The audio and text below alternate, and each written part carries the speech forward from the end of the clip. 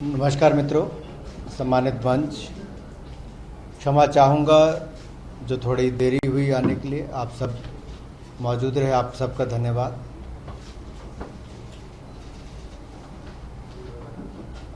ये कार्यक्रम संपर्क से समर्थन 9 वर्षों की नरेंद्र मोदी जी के नेतृत्व में भारतीय जनता पार्टी एनडीए की सरकार के 9 वर्ष के पूर्ण होने पर उनका हम धन्यवाद भी करने, समर्थन जुटाने भी जा रहे हैं। और महाराष्ट्र के इस क्षेत्र में मुंबई में आज प्रवास सिद्धिविनायक मंदिर से शुरुआत हुई, जहाँ दिन की शुरुआत आशीर्वाद ईश्वर के चरणों में सिर झुकाकर लिया और ये प्रार्थना भी की कि ऐसा आशीर्वाद आगे भी बना रहे जो देश का मान सम्मान नरेंद्र मोदी जी के नेतृत्व में बढ़ रहा है। फिर जनता के पास, उन लोगों के पास जिनका आशीर्वाद पिछले 2 चुनावों में पूर्ण बहुमत की सरकार बनाने में मिला, संपर्क से समर्थन उनके पास भी गए। बहुत प्रसिद्ध हमारे यहाँ से आर्किटेक्ट हैं शशि प्रभु जी, उनके यहाँ पे पद्मश्री पद्मजा जी संगीतकार हैं हमारी, उनके यहाँ पे हमारे पार्टी के ही उपाध्यक्ष हैं संदीप सिंह जी, उनके यहाँ पे जाना हुआ। और हमारे प्रसिद्ध उद्योगपति बकुल शाह जी, उनके अभी कईयों के और इसके बाद भी जाने का होगा। लोढ़ा जी के क्षेत्र में यहाँ पे भी जाना है। तो सबने जो बताया, देखिए सब अलग अलग क्षेत्रों के लोग हैं, लेकिन जो उनका सबका भाव था, सबने कहा जो सोचा ना था मोदी जी ने वो कर दिखाया। और 10 साल पहले तक जो देश सोचता नहीं था क्या हमें मान सम्मान दुनिया में कभी मिलेगा, वो 9 वर्षों में उस स्थान पे मोदी जी ने पहुंचाया जो सोचा ना था। भारतीय पासपोर्ट की एक तरह से इज्जत सम्मान जो विदेशों में बढ़ा है, और कईयों ने तो भावुक होकर यहां तक कह दिया कि we have the most popular leader and the strongest leader in the world who have made our national flag the strongest flag in the world. केवल सबसे लोकप्रिय और सशक्त नेता ही नहीं, उस नेता ने भारत के तिरंगे झंडे का सम्मान पूरी दुनिया में बढ़ाया है। और यूक्रेन का उदाहरण देके बताया कि कैसे वहां अपने ही नहीं बाकी देशों के बच्चे भी भारत का तिरंगा झंडा लेकर वहां से निकल पाए। 23,000 लोगों को वहां से निकाला गया। और पहली बार हुआ होगा कि युद्ध की भूमि पर 2 देशों के बीच में युद्ध हो, किसी प्रधानमंत्री जी का फोन जाए और दोनों देश युद्ध विराम करके बच्चों को निकलने का अवसर दें। ऐसे ही सीरिया, यमन, नेपाल, अफगानिस्तान, अब सूडान, इन देशों से भी 19,000 से ज़्यादा भारतीयों को निकालने का काम नरेंद्र मोदी जी की सरकार के समय समय पर हुआ। अफगानिस्तान का लीजिए, तालिबान के चलते भी वहाँ से न केवल सिख परिवारों को निकाला गया, गुरु ग्रंथ साहब को भी 3 बार हवाई जहाज भेजकर वहाँ पे अलग अलग बार निकाला गया। ये श्रद्धा सम्मान। और दूसरा देखिए, आज से 10 साल पहले दुनिया भर में चर्चा होती कि भारत के एक के बाद दूसरा घोटाला निकल रहा है, और कांग्रेस की यूपीए की सरकार भ्रष्टाचार के लिए जानी गई।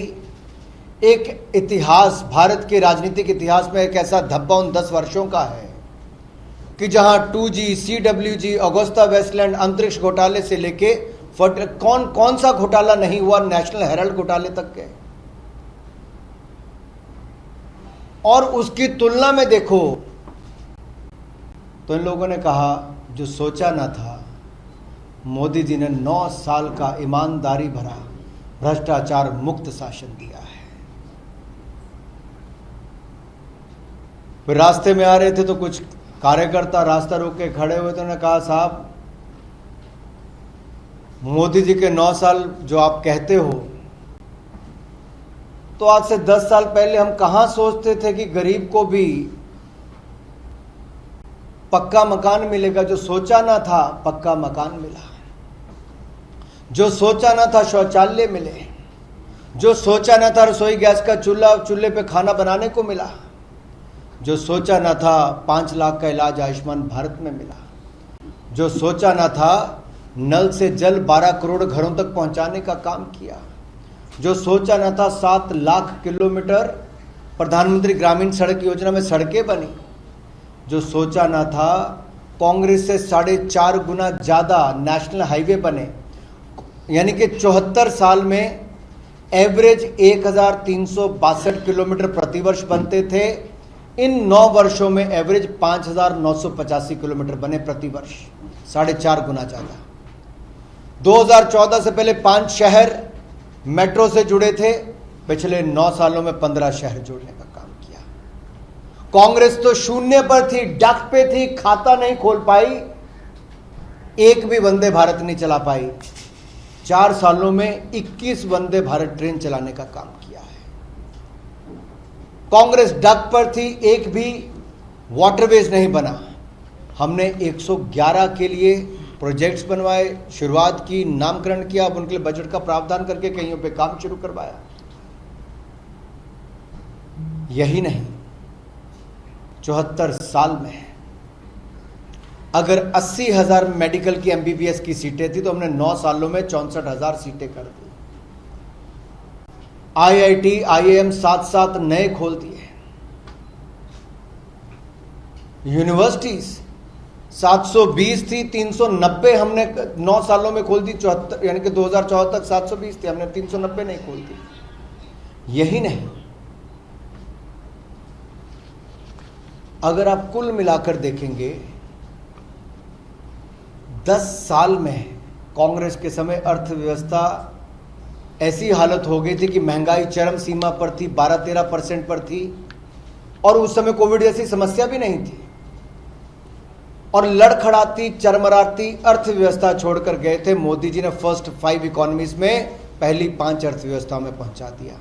And if I have to talk about the Morgan Stanley report today, और if I have to talk about the RBI numbers, let me say this, कुल मिलाकर आज दुनिया को भी विश्वास, उम्मीद, होप भारत में नजर आती है।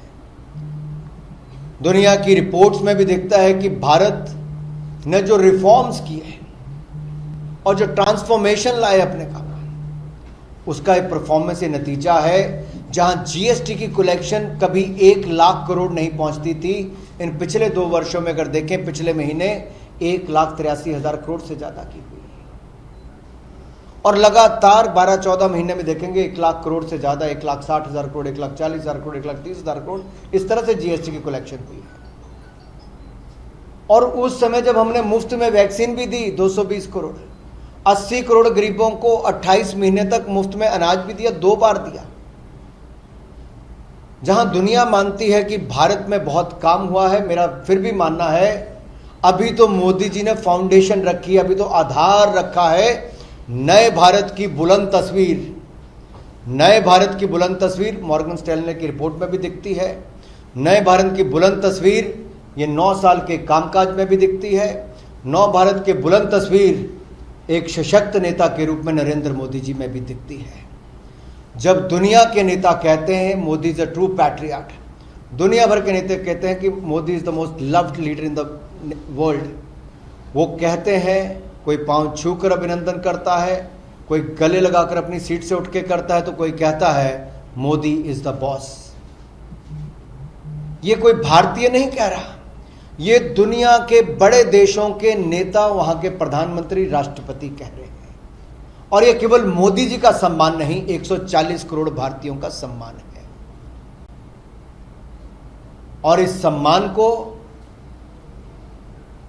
हम सभी भारतीय, केवल भारतीय जनता पार्टी के कार्यकर्ता नेता नहीं, सभी भारतीय गौरवान्वित महसूस करते हैं। और ये निरंतरता, स्थिरता जो है, स्टेबिलिटी एंड कॉन्टिन्यूटी जो है, ये बरकरार रखेंगे। ये 9 वर्ष क्योंकि निर्णायक सरकार रही, क्योंकि पूर्ण बहुमत की सरकार थी। डिसाइसिव लीडरशिप थी, निर्णायक सरकार थी, नेता मजबूत था। और आज मैं कह सकता हूं हम दुनिया की उम्मीदों पर खरा उतरेंगे। दुनिया को जो हमसे उम्मीद है हम उस पर खरा उतरेंगे। केवल $5 ट्रिलियन इकॉनमी हमारा लक्ष्य नहीं है। हम तो विकसित भारत बनाने के साथ साथ गरीबों के उत्थान के लिए काम करेंगे। मैं आपके लिए एक छोटी सी बात कहना चाहता हूं। ये जब हम कहते हैं 9 वर्षों की पहचान, सेवा, सुशासन, गरीब कल्याण, मोदी जी ने जब पहला अपना भाषण दिया था तो कहा था मेरी सरकार गरीब की, वंचित की, शोषित, पीड़ित, महिला, मजदूर, जवान, किसान की होगी। आज हर कोई कहता है ये मेरी सरकार है, ये मोदी सरकार है। और ये सेवा भाव पहले दिन से नजर आता है जब प्रधानमंत्री जी ने कहा था मैं प्रधानमंत्री नहीं, प्रधान सेवक के रूप में काम करूंगा।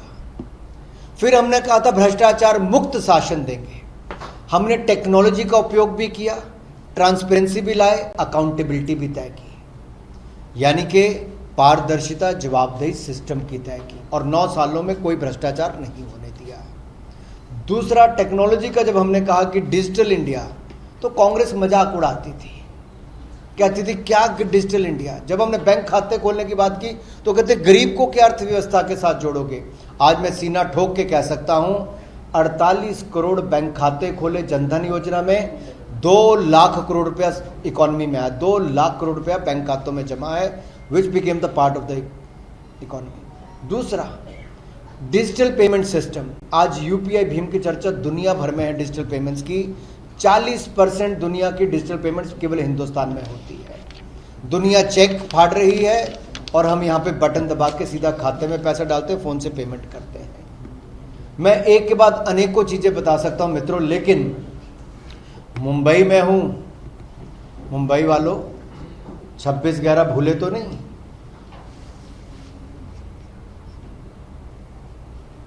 क्योंकि सुरक्षा के बिना कुछ नहीं। 26/11 का हमला मुंबई में हुआ तो उस समय की सरकार मौन हो गई, साइलेंट मोड पे चले गई, कुछ नहीं कर पाई, कमजोर दिखी। आज की सरकार साइलेंट मोड पे नहीं, स्ट्राइकिंग मोड पे जाती है, चाहे सर्जिकल हो या एयर स्ट्राइक हो। देश अपने आप को ज्यादा सुरक्षित महसूस करता है, पहले की तरह नहीं कि जहां दिल किया वहां बम धमाके हो गए। कार्रवाई नक्सलवाद के खिलाफ भी, आतंकवाद के खिलाफ भी कड़ी की गई है। रक्षा उपकरण का उत्पादन, डिफेंस इक्विपमेंट का प्रोडक्शन घर पे होना शुरू है। देश में आत्मनिर्भर भारत, 1 लाख करोड़ की प्रोडक्शन हुई पिछले साल, 1 लाख करोड़ से ज्यादा, 16,000 करोड़ का एक्सपोर्ट हुआ है, 400 आइटम्स का इंपोर्ट बंद कर दिया है। और यही नहीं, जो कभी सोचा ना था वो धारा 370 को भी सदा सदा के लिए समाप्त किया है। और इसीलिए जम्मू कश्मीर का पर्यटन दुगने से ज्यादा, इन्वेस्टमेंट वहां पर ज्यादा, पर्यटकों की संख्या ज्यादा, G20 जैसे कॉन्क्लेव ज्यादा। कई लोग बोलते रहे दूसरे देशों में कि G20 यहां पे नहीं होना चाहिए, G20 लेह लद्दाख में भी हुआ, श्रीनगर में भी हुआ, सक्सेसफुल हुआ। ये भारत की बढ़ती ताकत है। प्रयास किए गए दुनिया के देशों को रोकने के कुछ लोगों द्वारा, लेकिन भारत के साथ आज हर कोई जुड़ना चाहता है। ये भारत के बढ़ते कदम है, नए भारत की बुलंद तस्वीर एक ये भी है। दूसरा, ये जो हमारी परंपरा है, मोदी जी ने क्या कहा, पंचप्रण में गौरवशाली इतिहास पे गर्व करना है, गुलामी की सोच से मुक्ति पानी है। नया संसद भवन आजादी के अमृत महोत्सव में एक बहुत बड़ा योगदान मोदी जी का देश के लिए है। ये भारत की जरूरत के अनुसार नया संसद भवन बना है, लेकिन परंपरा को निभाने का काम किया है। महाराष्ट्र की लकड़ी से लेकर अगर बाकी प्रोडक्ट्स भी लगे तो साथ में सेंगोल जो तमिलनाडु से आया था उसको भी स्थापित यहां पर किया गया, अधिनियम्स को बुला के किया गया।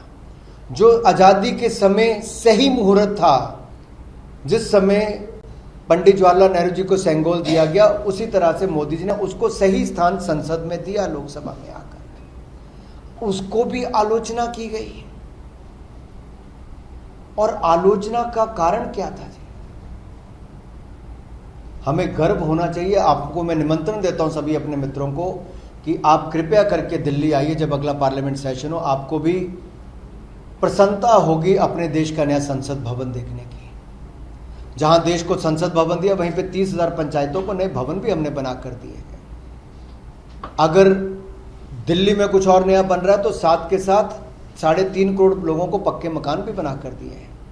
मैं ज़्यादा समय इस पर नहीं लूँगा, मैं आपके कुछ प्रश्न जरूर लेना चाहूँगा, लेकिन इतना कहूँगा कोई क्षेत्र ऐसा नहीं जहाँ पर हम पीछे रहे हों।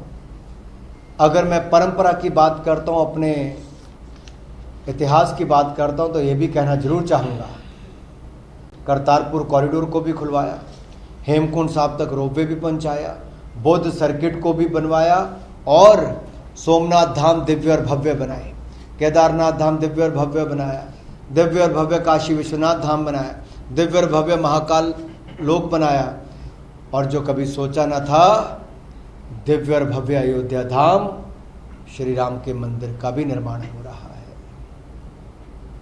जो सोचा न था वो भी 9 वर्षों में हुआ और आगे भी इससे ज़्यादा करके दिखाएंगे।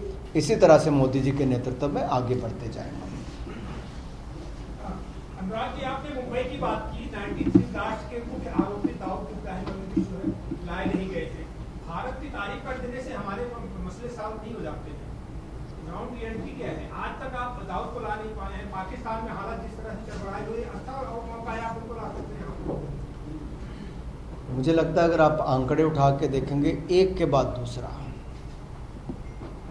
चाहे कोई इकोनॉमिक ऑफेंडर हो या चाहे कोई आतंकवाद की बात हो, काले धन के खिलाफ भी, आतंकवाद के खिलाफ भी, अगर दुनिया के पटल पर बड़ी गंभीरता के साथ किसी ने बात रखी तो नरेंद्र मोदी जी ने, और दुनिया ने उस बात का समर्थन भी किया, आतंकवाद के विषय पर भी और काले धन के विषय पर भी।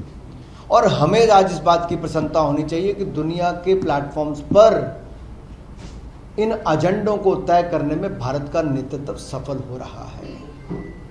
और मैं कहना चाहता हूं, हमने लगातार प्रयास भी किए और हमने कानूनों में जो परिवर्तन करना था वो भी किया। इकोनॉमिक ऑफेंडर्स बिल भी हम पार्लियामेंट में लाए, जितने सबके खिलाफ वो भी किया, और आतंकवादियों के खिलाफ भी लगातार कर रहे हैं।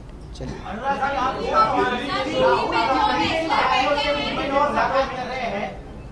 नासिरुद्दीन शाह एक बड़े अभिनेता है, वो भी प्रतिष्ठित है, वो कहीं ना कहीं इस सारे माहौल से खुश नहीं नजर आ रहे। उनका ये कहना है कि हम लोग नाजी जर्मनी की ओर बढ़ रहे हैं। केरल स्टोरी जैसी मूवी जो है वो लोग देखना चाहते हैं, अच्छी फिल्में नहीं देखना चाहते, और माहौल जो है बहुत घृणास्पद हो गया है नासिरुद्दीन शाह ने आगे का। हिटलर की तरह उन्होंने कंपेयर किया है कि हिटलर के दौर में जी रहे। इसी को छोड़कर उन्होंने कहा है कि बहुत सारे फिल्म मेकर्स तो थे जर्मनी में, वो ऐसे टाइप पे छोड़ के जर्मनी हॉलीवुड चले गए थे। इंडिया में भी वही परिस्थिति दिख रही है। दुनिया भर के लोग आज भारत में अपना विश्वास दिखा रहे, यहाँ आना चाहते हैं। और मैं एक बात बड़ा स्पष्ट कर दूं आप सबको, हमारी सरकार सबका साथ, सबका विकास, सबका विश्वास और सबका प्रयास इसी मूल मंत्र के साथ चलती है।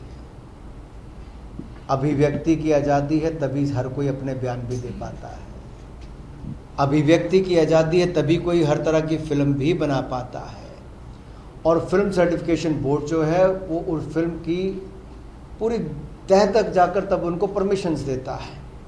और अगर समाज से जुड़ा हुआ कोई चिंताजनक विषय था, जहां चिंतन भी करना चाहिए और चिंता भी व्यक्त करनी चाहिए, अगर ऐसे विषयों पर फिल्में बनती हैं और लोग उनको बड़ी मात्रा में देखने आते हैं, तो ना आपको कोई जबरदस्ती थिएटर ले जा सकता है और ना ही आप किसी को जबरदस्ती कुछ परोस सकते हो। It is up to the consumer in today's world. अगर लोगों ने केरला स्टोरी को देखा है, सफल बनाया है, तो कहीं ना कहीं उसमें विश्वास व्यक्त हुआ होगा। क्या वो केवल एक राज्य तक की चिंता बन के रह गई है?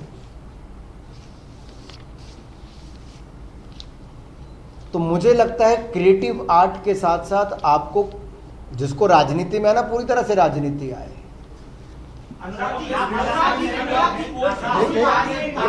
आप एक एक करके अवसर दीजिए। सर, आप विदेशों का जिक्र कर रहे हैं। राहुल गांधी ने हाल ही में बयान दिया है जिसमें वो कहते हैं कि मुझसे पहले गुरु नानक ने भारत जोड़ो यात्रा शुरू की थी, वो थाईलैंड गए थे, मक्का गए थे, सऊदी अरेबिया गए थे, श्रीलंका गए थे। कहना क्या चाहते हो भाई?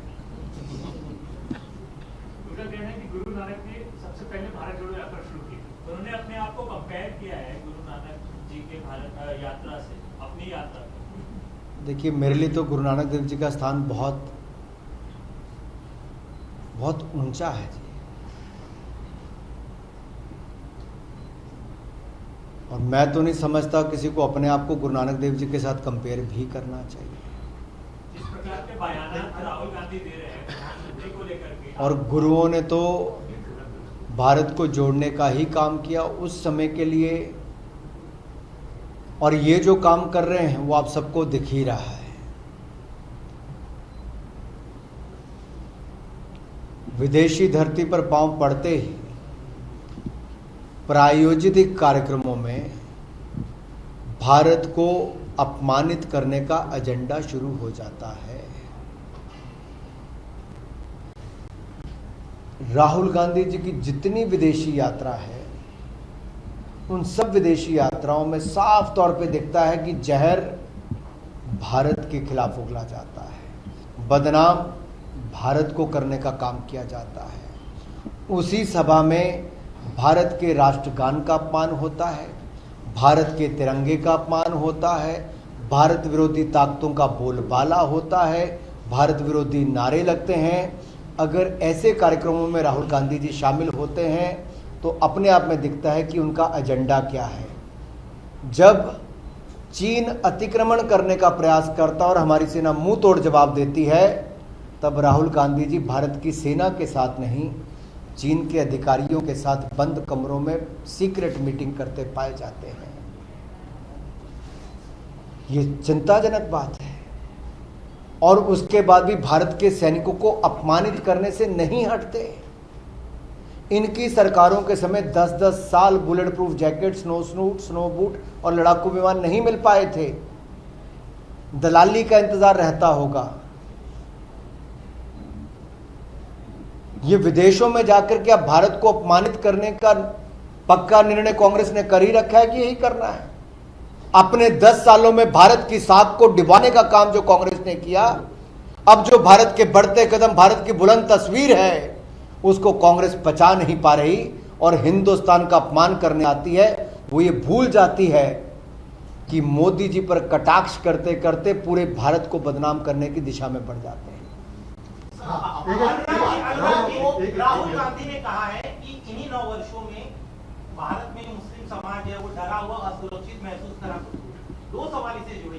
क्या सरकार भी आप कबूल करेंगे कि मुस्लिम समाज एक सेक्शन जो है वो खुद को डरा हुआ महसूस करता है? दूसरा, बीजेपी एंटी मुस्लिम पार्टी है, इस नैरेटिव को चेंज करने में आप लोग कामयाब नहीं रहे, क्या इस फैक्ट को भी आप मानेंगे? देखिए, 1984 में इंदिरा जी की हत्या के बाद पूर्ण बहुमत की सरकार बनी थी, एक सिंपथी वेव थी, तब जाके राजीव गांधी जी की कांग्रेस की सरकार बनी। और 1984 के बाद अगर पूर्ण बहुमत की सरकार कभी बनी तो नरेंद्र मोदी जी के नेतृत्व में बनी। एक बार नहीं, 2 बार बनी, पहले से ज्यादा सीटों के साथ बनी। और समाज के सभी वर्गों ने नरेंद्र मोदी जी को अपना नेता माना है, देश ने अपना नेता माना है। कांग्रेस को तो इतनी सीटें नहीं मिली कि विपक्ष में अपना नेता तक चुन पाए। राहुल गांधी जी को तो 2 साल तक सदस्यता चली गई। अब वो सदन ना चलने देने के बहाने बनाते थे क्योंकि अपनी सदस्यता चली गई थी। अपनी सदस्यता नहीं है तो अब नए संसद भवन का बहिष्कार करने के बहाने बनाते हैं। ये केवल अपने परिवार तक सीमित है, अपने तक सीमित है। इनसे ज्यादा सेल्फ सेंटर्ड लोग कहीं पे नजर नहीं आते। इनके लिए family first, party next, nation last है। और इसीलिए राष्ट्र का अपमान करने में कहीं पीछे नहीं जाते और अपने परिवार का गुणगान करने में आगे आते हैं। जहां तक ये अल्पसंख्यकों की बात करते हैं, दलितों की बात करते हैं, राहुल गांधी जी ने क्या कहा आपको पूरा बताना चाहिए। उन्होंने कहा 1980 के दशक में देश में और उत्तर प्रदेश में जो सरकारें थी उस समय अनुसूचित जाति के लोगों पर, दलितों पर बड़े अत्याचार हो रहे थे। तो मैं देश को याद करवा दूं, उस समय श्रीमान राजीव गांधी जी देश के प्रधानमंत्री थे और उत्तर प्रदेश में भी कांग्रेस की सरकार थी। सही कहा राहुल गांधी जी ने, दलितों के ऊपर अत्याचार कांग्रेस ने किया, सिखों का नरसंहार कांग्रेस ने किया, कत्लेआम हुआ और सिखों को न्याय भी नहीं दे पाए। अब ये गुरु नानक देव जी की क्या बात करते हैं, 84 के दंगे देश नहीं भूल पाया है।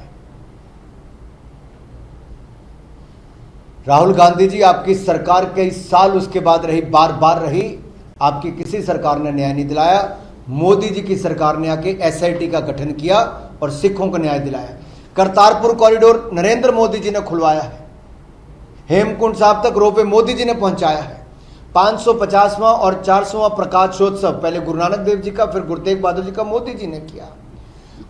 साहिबजादों की शहादत पर वीर बाल दिवस 26 दिसंबर मोदी जी की सरकार में पूरे देश में भाजपा ने मनाना शुरू किया।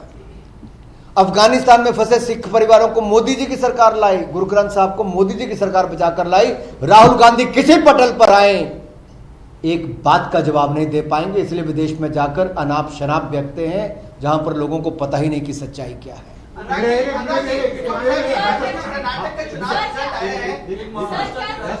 क्या दिल्ली में बैठे प्रोटेस्टर को न्याय मिलेगा? कौन प्रोटेस्टर? जो रेसलर है उन्हें न्याय मिलेगा? देखिए, हमारी सरकार में खेल और खिलाड़ियों के लिए बहुत काम हुआ। Target Olympic podium scheme Narendra Modi ji की सोच थी, तब पोडियम पे मेडल्स कई गुना ज़्यादा जीते। भारत का देखिए रिकॉर्ड, टोक्यो ओलंपिक्स में 7 मेडल, पैरालंपिक्स में 19 मेडल, डेफ ओलंपिक में 20 मेडल, आज तक के सबसे ज़्यादा मेडल। फिर कॉमनवेल्थ गेम्स में 61 मेडल, बीच में 22 गोल्ड मेडल। और अभी भी वर्ल्ड कप में, वुमेन वर्ल्ड बॉक्सिंग चैंपियनशिप में 4 गोल्ड मेडल भारत की महिलाओं ने जीते। सरकार ने लगातार खिलाड़ियों के लिए बजट भी बढ़ाया, सुविधाएं भी बढ़ाई, प्रशिक्षण भी बढ़ाया। और मैं कह सकता हूं, कांग्रेस के समय मात्र 400-500 करोड़ के प्रोजेक्ट चल रहे थे, आज 2700 करोड़ रुपए से ज़्यादा के नए इंफ्रास्ट्रक्चर बन रहे हैं। 1000 खेलो इंडिया सेंटर बन रहे हैं और 23 नेशनल सेंटर ऑफ एक्सीलेंस हमने बनाकर दिए। कई साइज ट्रेनिंग सेंटर चल रहे हैं। बजट भी 874 करोड़ से बढ़ाकर 2782 करोड़ कर दिया है, 3 गुना से ज़्यादा। यही नहीं, खिलाड़ियों को मान सम्मान मोदी जी की सरकार ने जितना दिया वो शायद पूर्व में उतना कभी ना मिला हो। जहां तक रेसलर्स की बात आती, मैं इतना कहूँगा, जनवरी महीने में जिस दिन उन्होंने बात उठाई, अगले दिन मैं उनसे मिला भी। उनकी मांग कमेटी गठित करने की थी, हमने बनाई भी। उन्होंने एक और मेंबर ऐड करने के लिए कहा, हमने वो भी कर दिया। कमेटी ने 14 मीटिंग्स करके खिलाड़ियों की पूरी बातें सुनी, उनके रिकॉर्ड दर्ज किए और अपनी रिपोर्ट देने के बाद जब डिपार्टमेंट ने उसका अध्ययन किया तो हमने इंडियन ओलंपिक एसोसिएशन को कहा कि आप एक कमेटी ऑफ एडमिनिस्ट्रेटर बनाइए ताकि रेसलिंग फेडरेशन ऑफ इंडिया की डे टू डे एक्टिविटी वो करे। और रेसलिंग फेडरेशन ऑफ इंडिया की डे टू डे एक्टिविटी हमने बंद कर दी। अब रेसलिंग फेडरेशन का कोई भी पदाधिकारी, कोई भी अपने पद पर रहकर काम नहीं कर रहा है। जितने अभी भी सिलेक्शन ट्रायल्स हुए, हजारों बच्चों ने ट्रायल किए, बहुत शानदार सफल ट्रायल हुए, बच्चों के कैंप चल रहे हैं। अभी अगले ट्रायल्स 5 तारीख को होने वाले 2604 एथलीट्स ने, रेसलर्स ने और रजिस्ट्रेशन कराई जो ट्रायल्स सोनीपत में देने आ रहे हैं। यही नहीं, सुप्रीम कोर्ट में दिल्ली पुलिस ने कहा हम एफआईआर दर्ज करेंगे, उन्होंने एफआईआर दर्ज कर ली। सुप्रीम कोर्ट जो देश का सबसे बड़ा कोर्ट है, वहां पर कहा गया कि आपकी अगली कुछ होगा तो आप मैजिस्ट्रेट के पास जाइए। जो जो हमारे रेसलर्स ने कहा, हमने उनकी बातें सुनी भी, मानी भी, उस पर कार्रवाई भी की।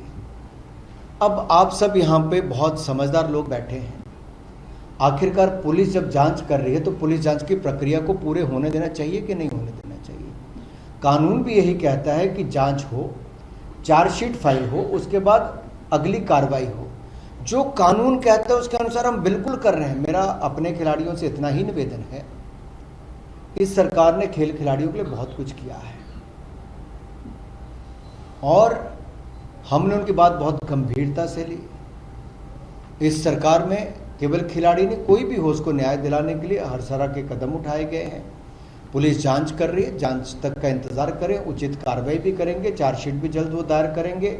ये उनका काम है करना, वो भी इस गंभीरता को समझते हैं। भाई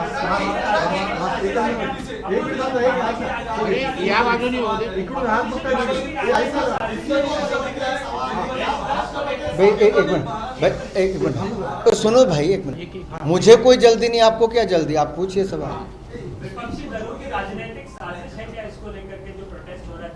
देखिए, आप इसको कुछ भी कहिए, बहुत सारे लोग अपने अपने बयानबाजी करते, मैं सिर्फ इतना कहूँगा। अब आपने ही अपने सवाल में कह दिया कि पहले राजनीतिक पटल नहीं था तो राजनीतिक लोग क्यों आए। मुझे इस बात में नहीं जाना है। मेरा सिर्फ इतना है कि प्रक्रिया क्या है। प्रक्रिया यह है कि एफआईआर दर्ज की गई, जांच चल रही है, चार्जशीट दायर होगी, उसके बाद अगली कार्रवाई होगी। तो जांच पूरी होने तक का इंतजार करना चाहिए। आपके ऊपर भी मुकदमा होगा तब भी जांच होगी पहले, फिर एक अगली कार्रवाई होती है। सभी के ऊपर वो है। आखिरकार कानून तो सबके लिए एक जैसा ही रहेगा और हम भी चाहते हैं हर किसी को न्याय मिले, उचित जांच हो। हम साथ में जांच करने के लिए, इसलिए सरकार जांच करवा रही है। और देश का कानून यही है। आप किसी के पास जाइए, पुलिस अधिकारी के पास, एडवोकेट के पास, किसी के पास, अगर आपके खिलाफ भी कोई इस तरह का होगा तो उसमें जांच ही होगी। और मैं विश्वास दिलाता हूं निष्पक्ष जांच होगी, भरोसेमंद जांच होगी, चार्जशीट भी जाहिर होगी और अगली कार्रवाई भी होगी। सर, लेकिन आप महाराष्ट्र की जो महिला सांसद है, चलिए। सर, प्रीतम मुंडे भाई, व्यक्ति कौन क्या कहता है, मैंने इसलिए कहा। सुनिए भाई साहब, एक मिनट सुनो, मैंने सवाल सुन लिया आपका। विपक्ष का कहता है, हमारे पक्ष का कहता है, कोई खिलाड़ी कहता है, कोई भी कुछ कहता हो। मैंने आपको वास्तु स्थिति बताई है कि भारत सरकार ने खेल खिलाड़ियों के लिए क्या क्या किया है। और भारत सरकार खेल और खिलाड़ियों को लेके बहुत संवेदनशील तरीके से हमने इस विषय को लिया भी है, उचित कार्रवाई भी की है। और हम लोग खेल को बढ़ावा देना चाहते हैं, खिलाड़ियों के साथ हम लोग खड़े हैं। और मैं इतना कहना चाहता हूं, न्याय हर किसी का हक है, आपका भी है, खिलाड़ियों का भी है, आरोपी का भी, सबका जो है। लेकिन जांच तो होने दीजिए। जांच हो रही, जांच पूरी होने का इंतजार कीजिए।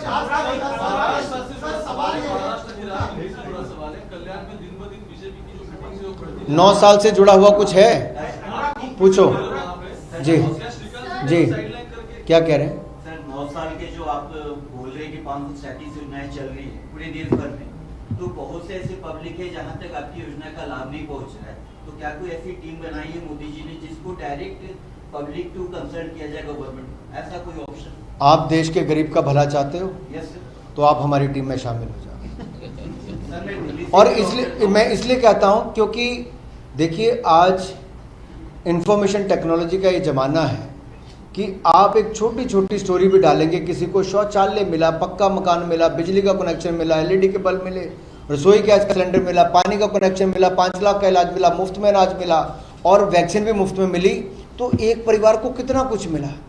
अगर आप इनकी छोटी छोटी स्टोरी डालोगे तो दूसरा भी रिलेट करेगा, हाँ मुझे भी मिला है, ये मेरी सरकार है, ये मोदी सरकार है। तो देखिए, हम सब का दायित्व बनता है कि इन योजनाओं को जन जन तक पहुंचाएं। सरकार भी पहुंचा रही है और मैं आप सबसे भी निवेदन करता हूं, जन जन तक पहुंचाएं। राहुल गांधी जो है देश की धरती पर भारत का अपमान कर रहे, इस तरह का आरोप आप लगा रहे थे। लेकिन विपक्ष कह रहे हैं कि देश में जो समस्याएं हैं उसके बारे में अगर भारतीयों के सामने कोई अपनी नेता बात रखता है तो देश का अपमान। लास्ट प्रश्न, शेवट लास्ट क्वेश्चन, आपका क्या कहना है इस पर? चलिए साहब, और कोई? अभी कर्नाटका में कांग्रेस से चुनाव जीता है, विपक्ष और कांग्रेस ये बोला है कि 2024 का जो रिजल्ट होगा ना पूरा का पूरा चेंज हो जाएगा कर्नाटका चुनाव को लेकर। ऐसे पिछले 6 माह में बीजेपी जो है डबल सरकार जो है आपकी 2 राज्यों में चुनाव हारी है, एक आपका गृह राज्य भी है उसमें कर्नाटक। क्या लगता है आपको इन 9 सालों की जो आप उपलब्धियां गिना रहे हैं, आप लोगों तक पहुंचने में कामयाब नहीं? देखिए, राज्य के चुनावों में स्थानीय विषय भी महत्वपूर्ण होते हैं, स्थानीय मुद्दों पर चुनाव लड़े जाते हैं।